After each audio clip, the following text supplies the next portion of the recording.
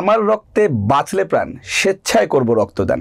এই স্লোগানে ব্রাহ্মণবাড়িয়া নবীনগর মানবতার ফেরিওয়ালা ব্লাড ফাউন্ডেশনের উদ্যোগে তৃতীয় মেয়াদের কমিটির পরিচিতি সভা ও স্বেচ্ছাসেবী মিলনমেলা সোমবার সকালে উপজেলার মিরপুর উচ্চ বিদ্যালয়ের হলরুমে অনুষ্ঠিত হয়েছে।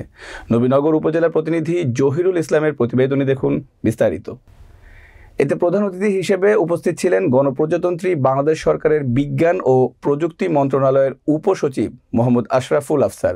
তিনি কমিটির সকলকে অভিনন্দন ও স্বেচ্ছাসেবী সকলকে ভালো কাজে উৎসাহিত করেন এবং সবসময় ভালো কাজের পাশে থাকার প্রত্যয় ব্যক্ত করেন।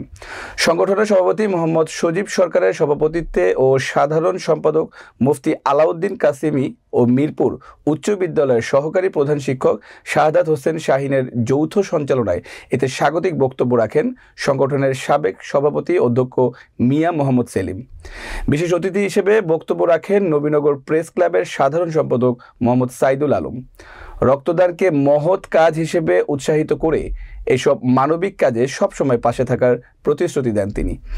এছাড়াও বিশেষ অতিথির বক্তব্য রাখেন গুঞ্জন পাঠাগারের প্রতিষ্ঠাতা ও পরিচালক স্বপন মিয়া, মিরপুর উচ্চ বিদ্যালয়ের প্রধান শিক্ষক মোহাম্মদ আজহারুল হক, শিবপুর পুলিশ ফাঁড়ি ইনচার্জ এসআই শাহ আলম, সমাজসেবক মোহাম্মদ নসু মিয়া, মোহাম্মদ রমজান আলী, কালন সর্দার, মোহাম্মদ খসরুজ্জামান সহ আরও অনেকেই। বক্তারা রক্তদান তথা সামাজিক ও মানবিক কাজে উৎসাহিতমূলক আলোচনা করেন।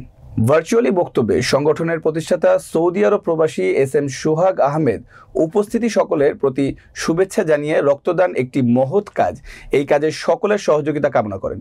আমেরিকা প্রবাসী প্রধান উপদেষ্টা মোহাম্মদ জয়দিল হোসেন উপস্থিত সকলের উদ্দেশ্যে ভার্চুয়ালে বক্তব্য রাখেন এবং বক্তব্যে সকলকে অভিনন্দন জানিয়ে এমন মানবিক কাজে সকলের সহযোগিতা কামনা করেন।